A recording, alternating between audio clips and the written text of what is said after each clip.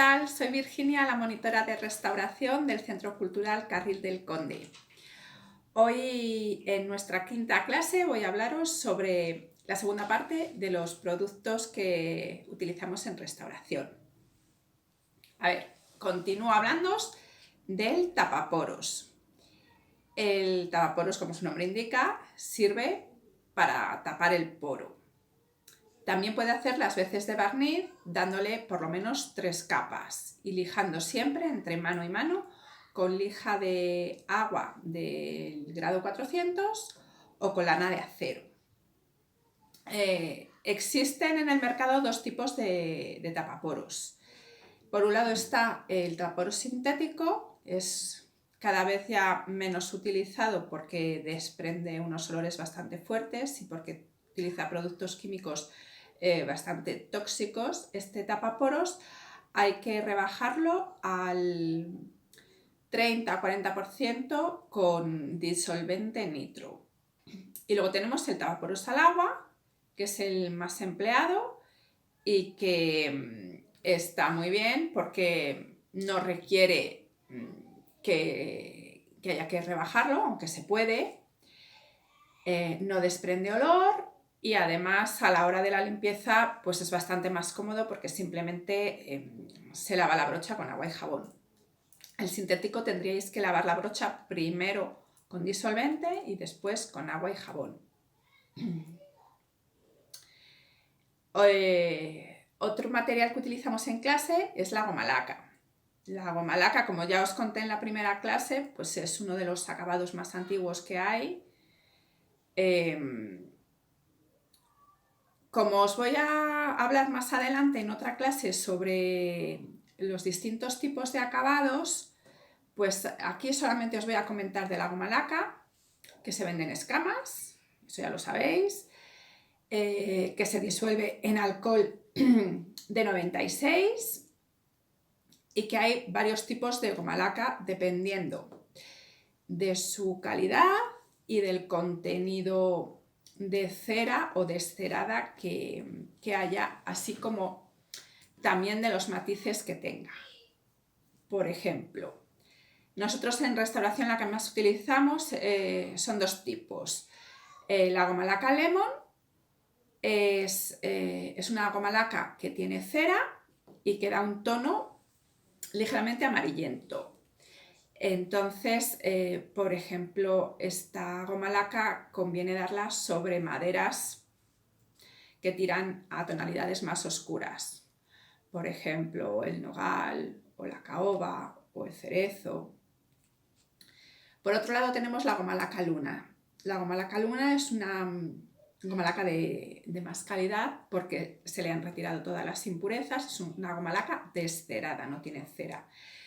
Y es completamente transparente. Este tipo de goma laca es la recomendada para maderas claras y para maderas que tienen marquetería.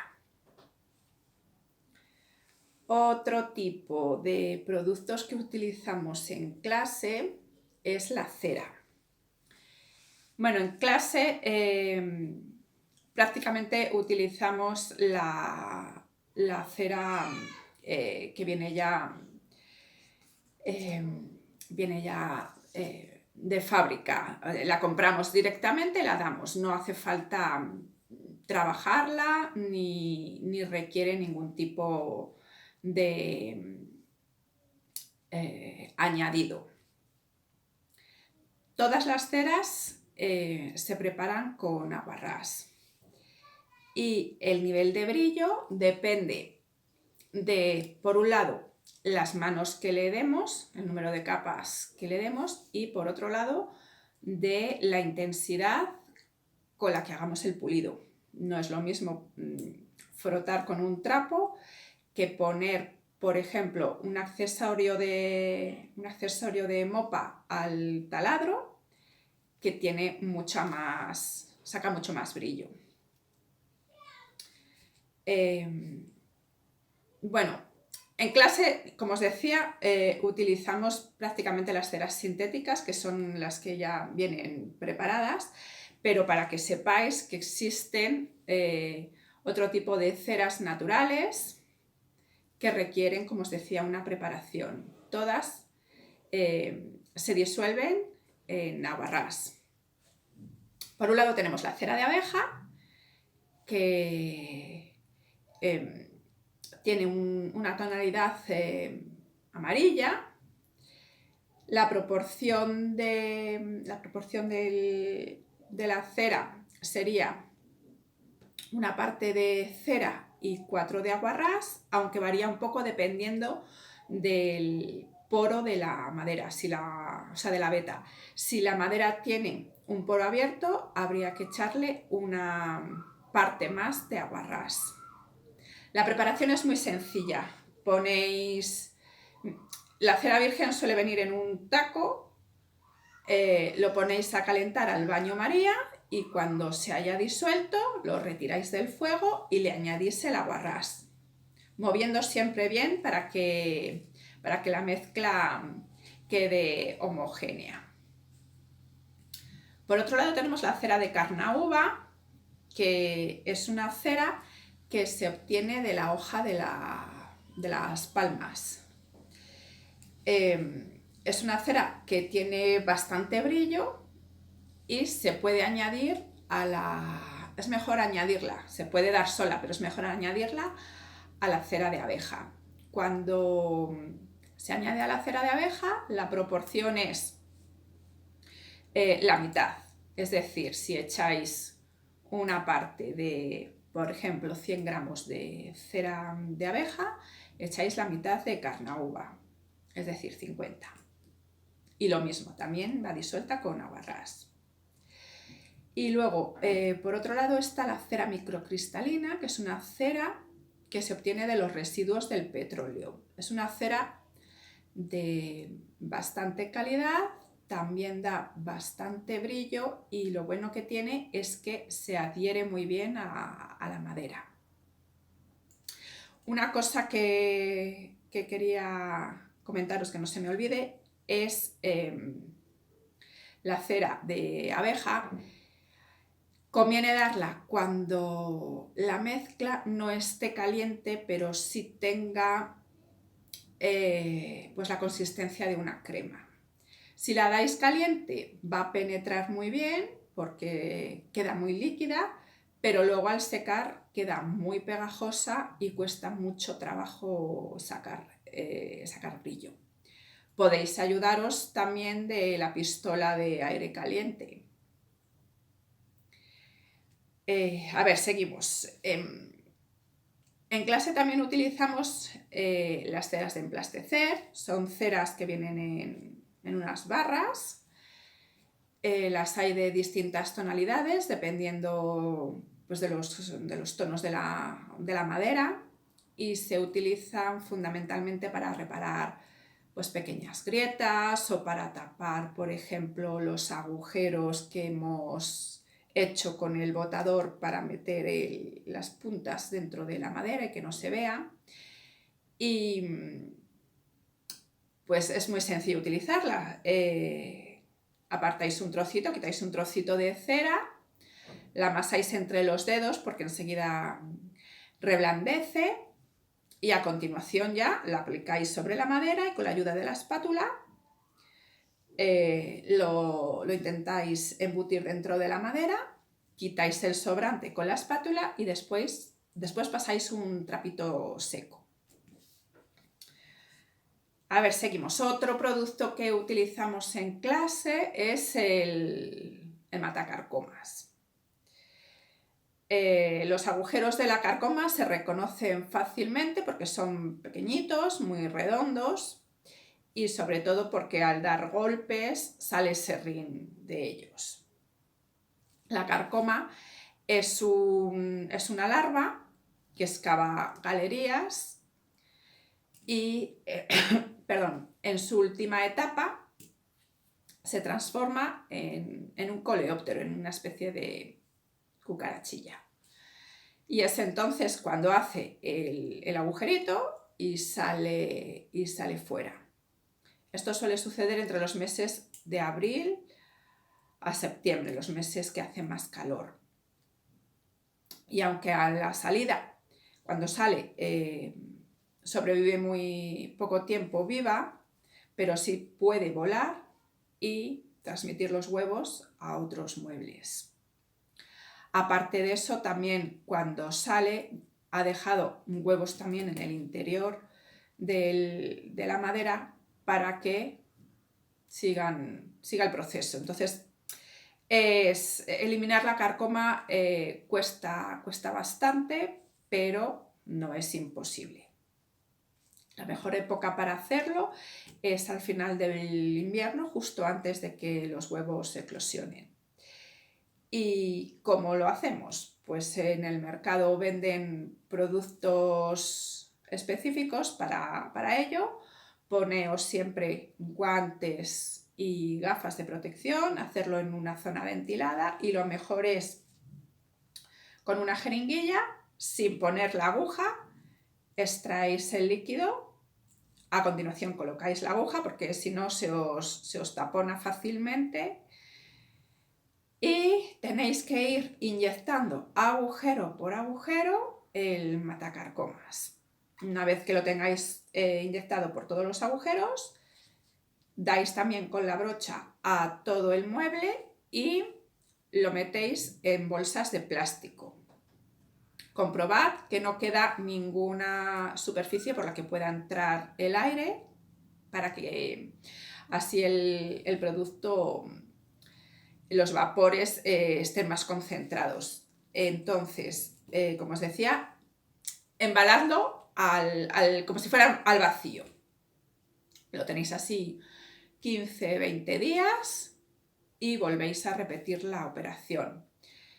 La manera de saber si ya está muerta o no la carcoma es darle golpecitos al mueble y comprobar el serrín que sale.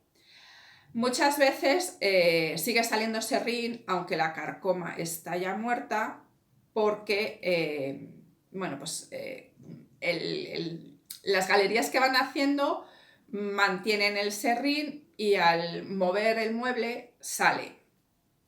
De todas maneras, yo siempre aconsejo por lo menos 2 o 3 veces darle el matacarcomas y tenerlo embalado como prevención. Otro material que utilizamos en clase, aunque bueno, no demasiado, no lo hemos visto demasiado porque afortunadamente tiene relación con el matacarcomas.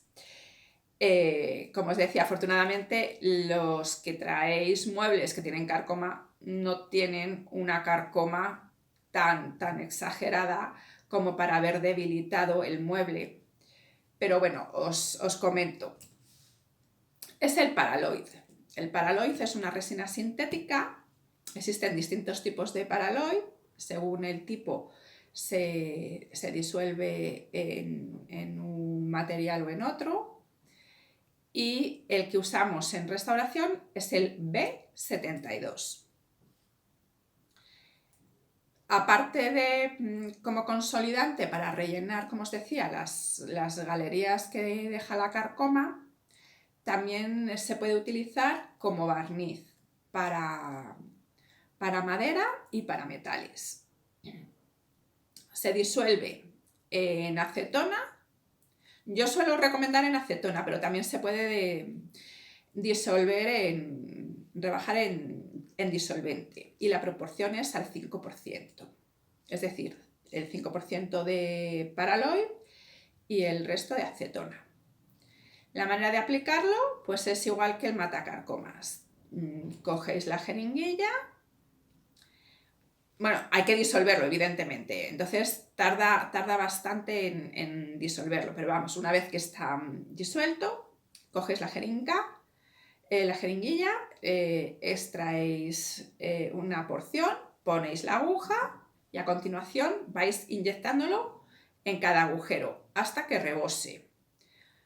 Cuando haya rebosado, pasáis a continuación un algodón o un trapo con acetona. Si lo disolvéis con acetona, pues con acetona. Si lo disolvéis con disolvente, pues con disolvente. Esto se hace para que no quede el cerco de la marca. del Paraloid. Y así vais repitiendo la operación por todos los agujeros. Es un poco rollo, pero bueno, es bastante efectivo. La madera queda bastante fuerte, porque el Paraloid va rellenando todas esas galerías. A ver, otro material que utilizamos en clase es la masilla. La masilla que utilizamos nosotros se llama Axon Madera, es una masilla de 2 componentes, uno es la resina y otro es el endurecedor. Se mezclan muy fácilmente con la mano, a partes iguales, hay que coger igual cantidad de una que de otra. Se puede trabajar durante bastantes minutos, es decir, no requiere mezclar y a los pocos minutos queda dura, sino que es manejable, se modela muy bien y seca, queda dura a las 24 horas. Además, luego puede lijarse, puede taladrarse, se pinta con facilidad. El teñido mejor con tintes al disolvente, porque el tinte al agua lo repele un poquito, pero para eso, por ejemplo, podemos utilizar, cuando hagamos la mezcla, pigmentos. Podemos teñir el Axon para que iguale al tono del mueble. Y como os decía, con pigmentos. Si no tenemos esta masilla, pues podemos fabricarnos una nosotros con cola blanca y serrín, que sea un serrín finito para que quede pues una mezcla sin demasiados grumos. Perdón, que esta masilla tenga un poco la consistencia pues de una papilla de las de niños pequeños. Y a ver, ¿qué más? Os voy a hablar de otro material que hemos empezado a trabajar en clase. No lo hemos practicado mucho, pero es bastante interesante. Es el plasmol y se utiliza para hacer moldes, para sacar moldes. Es un producto termofusible, es decir, hay que ponerlo a calentar y la manera de trabajarlo es muy sencilla. Parece complicado, pero es muy sencillo.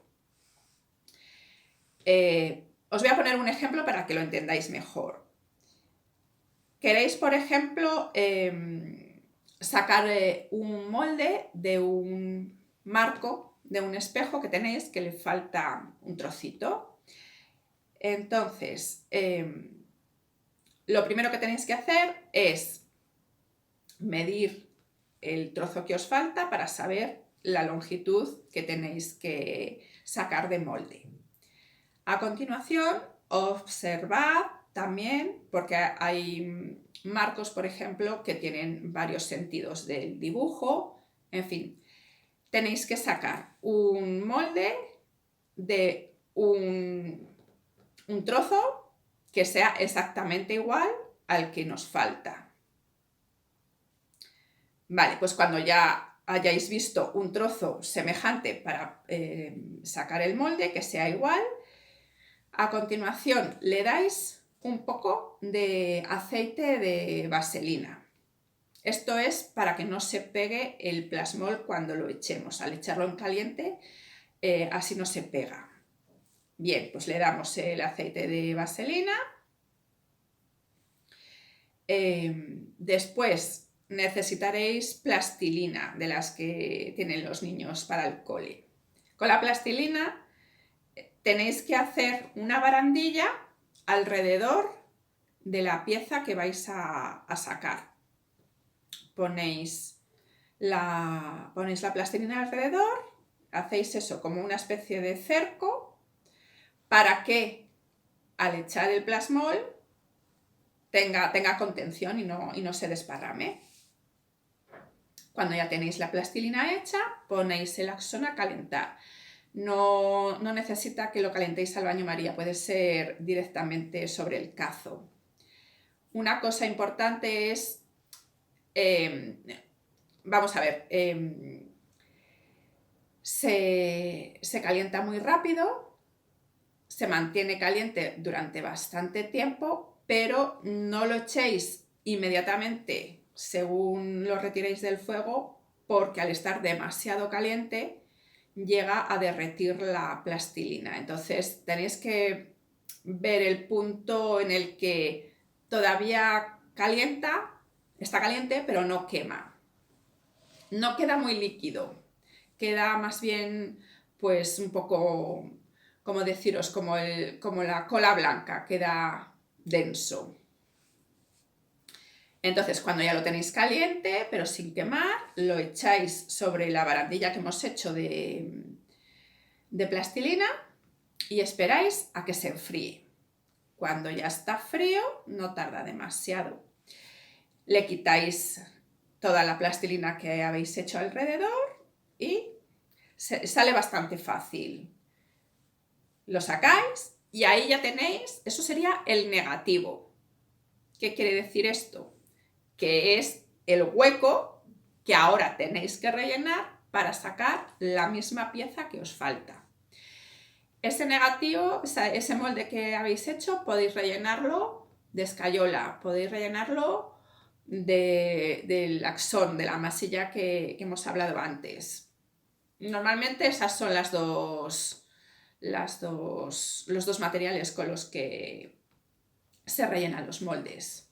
Pero bueno, llegado el caso, podría utilizarse mismamente las ceras de emplastecer o algún tipo de resina.